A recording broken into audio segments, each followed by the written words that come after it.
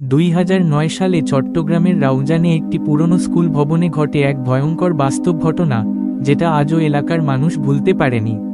স্কুলটির একটি বন্ধ ঘরে দীর্ঘদিন ধরে কোনো শিক্ষক বা শিক্ষার্থী যেত না, কারণ সন্ধ্যার পর সেখানে মানুষের হাঁটার শব্দ, শিশুর কান্না আর বোঝার মতো ছায়ামূর্তি দেখা যেত।